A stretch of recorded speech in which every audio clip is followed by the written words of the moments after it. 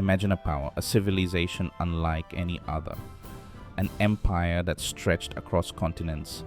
This is the story of Rome. From humble beginnings to breathtaking heights, we will witness its meteoric rise, its inevitable fall. This is a story of triumph and tragedy, of emperors and gladiators, of innovation and destruction, a story etched in the very foundations of Western civilization. Join me as we journey back in time to experience the grandeur of Rome, to unravel the mysteries of its rise and fall, to understand its enduring legacy. This is hardcore history. This is Rome.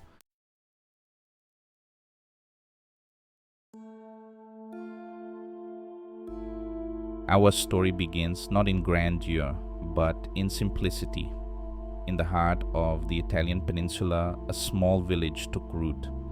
This was Rome in its infancy, a humble settlement on the banks of the Tiber River.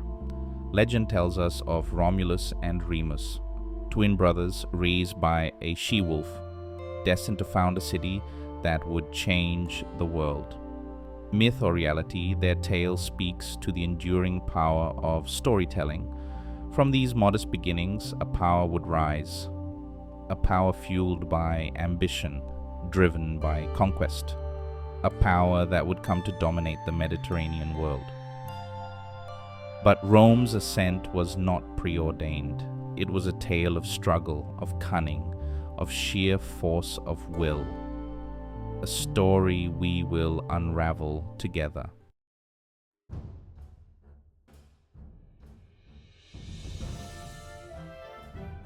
In its early days, Rome was but one of many settlements. Surrounded by rivals, it fought for survival. Its people, hardy and resourceful, eked out an existence. Their lives a far cry from the opulence of later emperors. But within these early Romans, a spirit burned. A thirst for conquest, a hunger for expansion.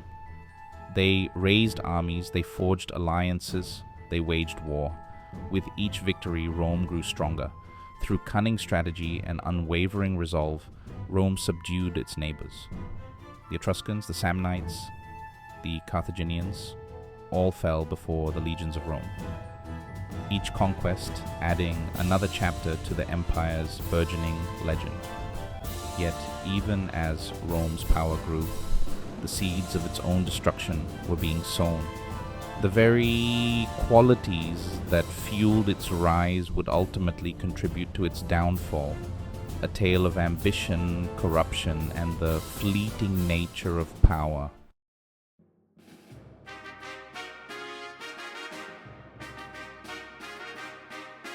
For centuries, Rome was ruled by kings, but their reign was not destined to last. In 509 BC, a pivotal moment arrived. The Romans, weary of tyranny, rose up. They overthrew their Etruscan overlords, casting off the shackles of monarchy. From the ashes of kingship, a new order emerged. A republic, a government not of one, but of many. Power now rested in the hands of the people, or so it seemed. The Roman Republic, born in revolution, would become a beacon of both democracy and ambition. At the heart of this new republic stood the Senate, a council of elders drawn from Rome's most influential families. They debated laws, commanded armies, shaped the destiny of the burgeoning state. Their decisions would echo through the ages, but the transition to a republic was not without its challenges. Rome, surrounded by enemies, faced constant threats. Its very survival depended on the strength of its armies, the wisdom of its leaders, and the unwavering resolve of its people.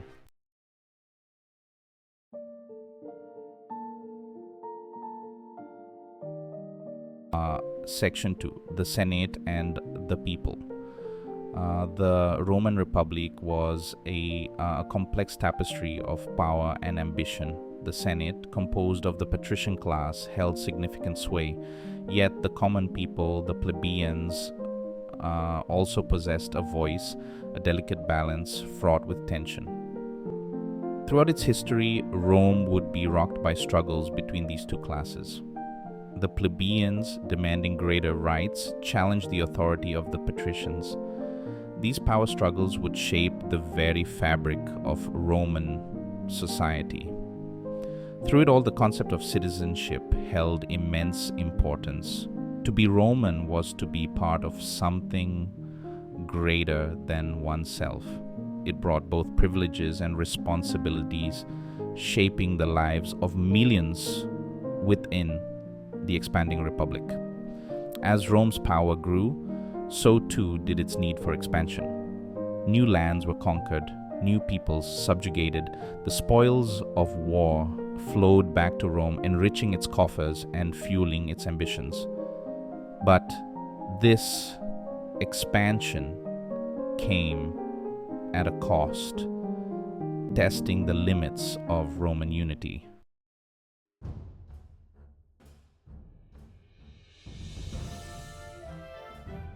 Section 3. Expansion and conflict. The Roman army became renowned for its discipline and effectiveness. Through strategy and resolve, they marched to victory. Their conquests extended Roman rule across Italy and beyond. But Rome's rise did not go unchallenged. Powerful rivals emerged, threatening its dominance. The Gauls, Samnites, and Greeks clashed with Rome. Each conflict tested the Republic, forging its destiny. The Roman military was highly organized and adaptable. Soldiers trained in engineering, logistics, and strategy. Their adaptability proved crucial to Rome's success. As Rome's power grew, so did the influence of its generals. Victorious commanders returned as heroes, but this rise also carried seeds of future turmoil.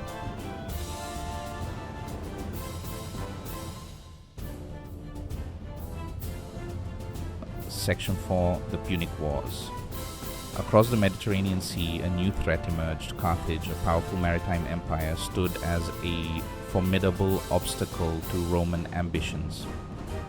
The two powers, destined to clash, engaged in a series of epic conflicts known as the Punic Wars.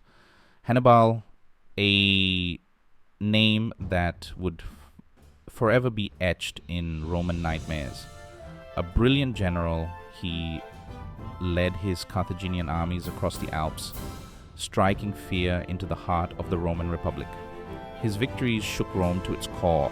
For over a decade, Hannibal ravaged the Italian peninsula, inflicting crushing defeats upon Roman legions. His tactical genius and the ferocity of his troops seemed unstoppable. Rome teetered on the brink of collapse. But Rome, with characteristic resilience, refused to yield. New leaders emerged, determined to break the Carthaginian stranglehold. Scipio Africanus, a brilliant Roman general, matched Hannibal's strategic prowess, eventually defeating him at the Battle of Zama.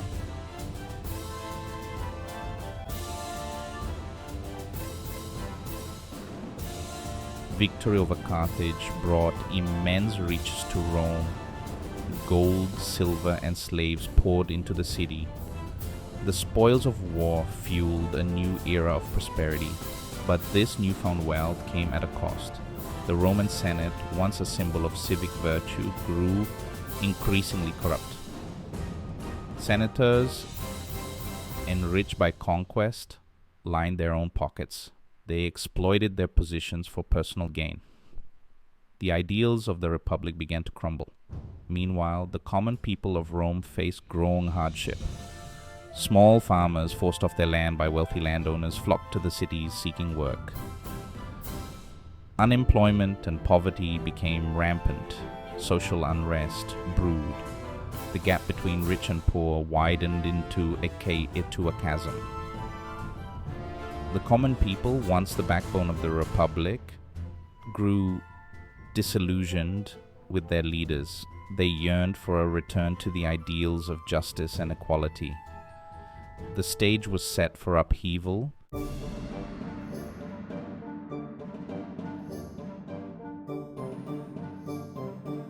From this turmoil emerged men who sought to reform the Republic.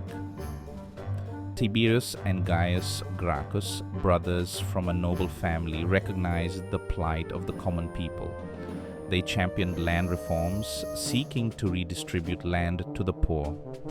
Their efforts, however, were met with fierce resistance from the wealthy elite. The Senate, threatened by their growing popularity, orchestrated their downfall. Both brothers met untimely ends, assassinated by their political opponents. The deaths of the Gracchi brothers marked a turning point. Violence became an increasingly common tool in Roman politics. Social unrest escalated. The Republic, weakened by internal divisions, faced new threats from within and without. The once united Republic descended into a series of bloody civil wars. Generals commanding loyal legions vied for power. The very foundations of Roman society seemed on the verge of collapse.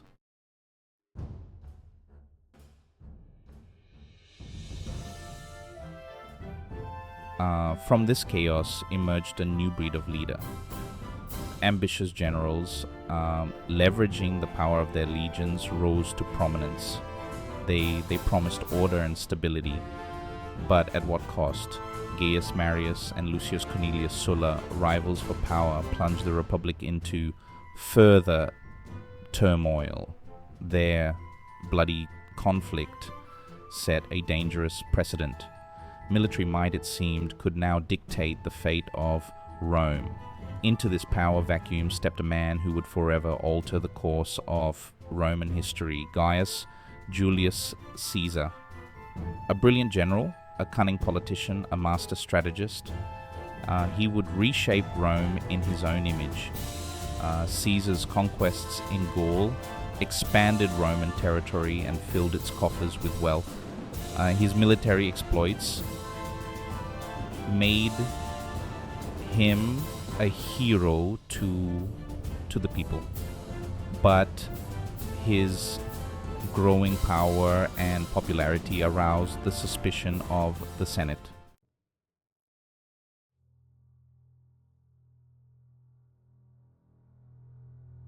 Section 4. Crossing the Rubicon. The Rubicon River marked the boundary between Roman Italy and the province of Cisalpine Gaul. By crossing it with his legions, Caesar defied the Senate's authority. He ignited a civil war that would determine the fate of the Republic. Caesar's legions, hardened by years of campaigning, proved unstoppable. His rivals, Pompey among them, were defeated. The Roman world lay at his feet. The Republic, already teetering, was dealt a fatal blow. Caesar returned to Rome not as a conquering hero, but as its absolute ruler. He was declared dictator for life. The Republic, in name at least, was no more. The age of the Caesars had begun. Caesar's reign was marked by ambitious reforms. He reorganized the government, reformed the calendar, and launched vast public works projects. He sought to centralize power and restore order to a fractured Rome.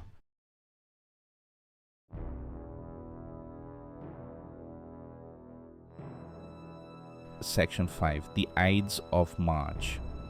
But Caesar's ambition and his disregard for traditional norms bred resentment. Whispers of tyranny circulated within the halls of power. A conspiracy began to take shape, its goal to eliminate Caesar and restore the Republic. On the Ides of March, March 15th, 44 BC, Caesar entered the Senate chamber. Unaware of the danger that awaited him, he was surrounded by a group of senators, daggers concealed beneath their togas. As they struck, Caesar fell, his blood staining the marble floor. The assassination of Julius Caesar plunged Rome into a new wave of chaos and uncertainty.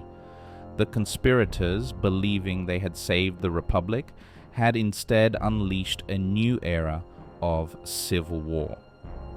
The death of Caesar was a pivotal moment in Roman history. It marked the end of the Republic in all but name.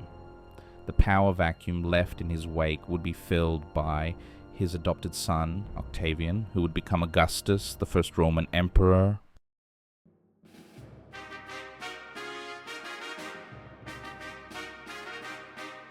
Section 1. Heir of the Caesar. The death of Caesar left Rome reeling, a power vacuum. His assassins, believing they had restored the Republic, had only unleashed chaos. From this turmoil, a new figure emerged. Gaius Octavius, Caesar's great-nephew and adopted son. Young Octavian, later known as Augustus, was a shrewd and ambitious leader. He navigated the treacherous waters of Roman politics, consolidating power through a combination of cunning and ruthlessness. His rivals, Mark Antony and Cleopatra, were no match for his strategic brilliance. At the Battle of Actium, Octavian's forces crushed the combined might of Antony and Cleopatra. The victory secured his grip on Rome and ushered in a new chapter in Roman history. The Roman Republic, already on life support, breathed its last. Octavian, now Augustus, became the first Roman emperor. He ushered in a period of unprecedented peace and prosperity known as the Pax Romana. Under his reign, Rome's borders expanded, its coffers overflowed, and its citizens enjoyed a level of stability unknown for generations.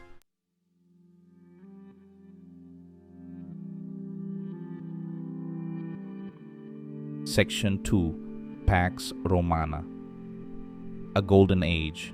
The Pax Romana, Latin for Roman peace, was a period of remarkable stability and prosperity.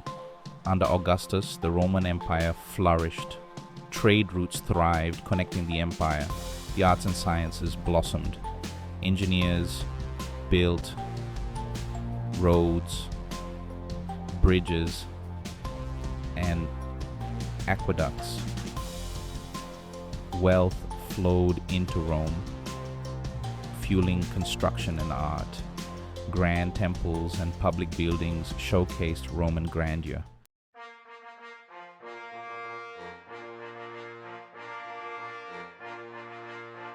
Section 3. From Emperors to Tyrants. The Pax Romana faced many challenges.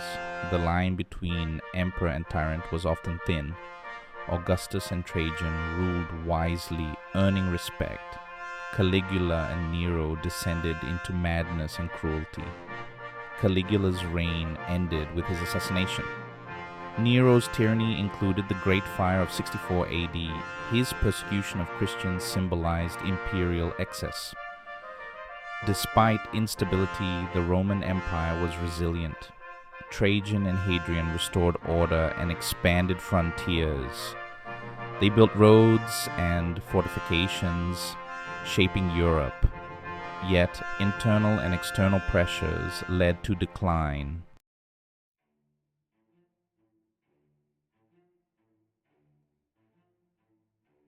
Section 4. Bread and Circuses.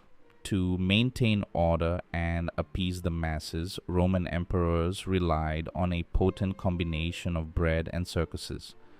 Grain, imported from Egypt and other provinces, was distributed to the urban poor, ensuring their basic sustenance and quelling potential unrest.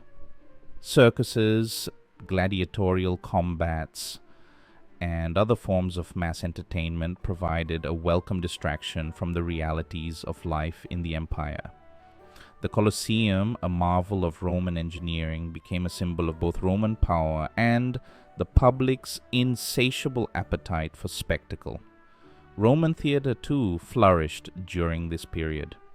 Comedies, tragedies, and satires provided entertainment, commentary on current events, and a reflection of Roman values and anxieties.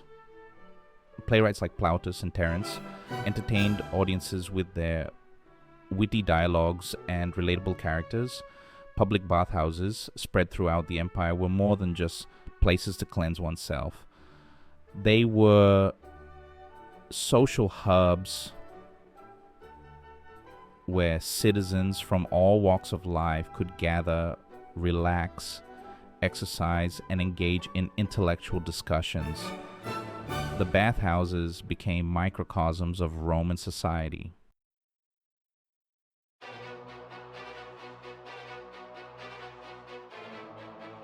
Section 5. The weight of empire. By the late 2nd century AD, the Roman Empire faced mounting challenges. Centuries of expansion left it overstretched and vulnerable. Barbarian tribes exerted increasing pressure on the empire's borders. The Roman army faced recruitment problems and declining morale. Economic troubles plagued the empire. Political instability became the norm.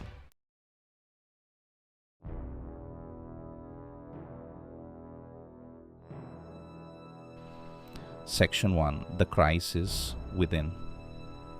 The Roman Empire, once a beacon of civilization, now teetered on the precipice. Internal strife, economic woes, and barbarian pressure threatened to tear the empire asunder. Gone were the days of decisive leadership and unity. Emperors, more concerned with power, rose and fell in a carousel of intrigue and violence. The once mighty legions, stretched thin, defended a vast frontier against bold barbarian incursions.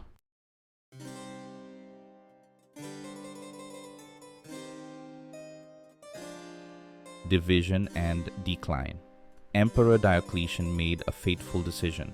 In 286 AD, he divided the Roman Empire in two: the Western Roman Empire in Rome and the Eastern Roman Empire in Constantinople.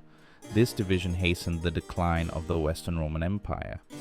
The Eastern Roman Empire thrived, while the Western Empire spiraled downward. Section 3. The Western Empire crumbles. In 410 AD, the unthinkable happened. Rome fell to the Visigoths. Alaric's warriors looted the city for 3 days. The sack of Rome sent shockwaves throughout the empire. The Western Roman Empire, weakened by internal strife and barbarian pressure, continued its collapse.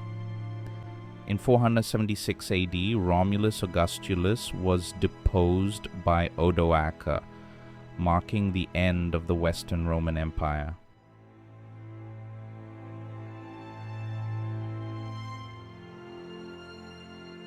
Section 4. A city sacked. The sack of Rome by the Visigoths in 410 AD was a watershed moment. Rome had seemed invincible, bringing order to much of the known world. Now the eternal city lay in ruins, its streets stained with blood. The psychological impact was profound. It shattered the illusion of Roman invincibility. If Rome could fall, what hope was there for the rest of the empire? The sack marked a turning point in Roman-barbarian relations. It showed the vulnerability of Roman civilization and the growing power of the barbarian world. The sack of Rome reminds us of the fragility of powerful empires.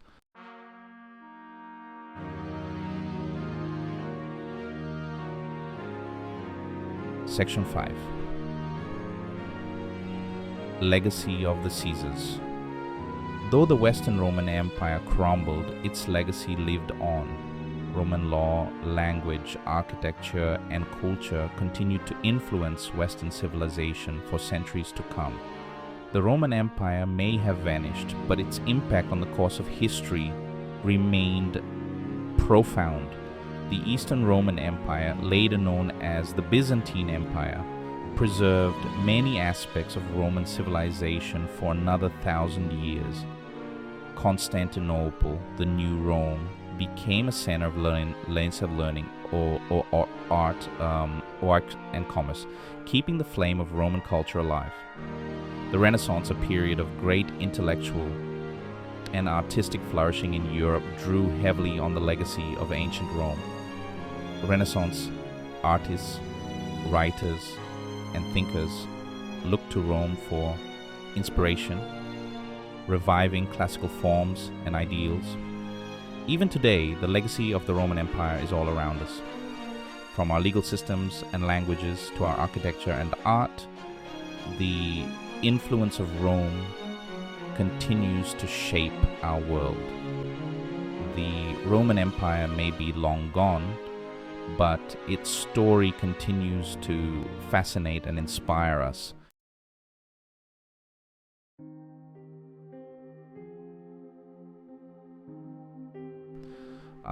Section 1, Echoes of Rome.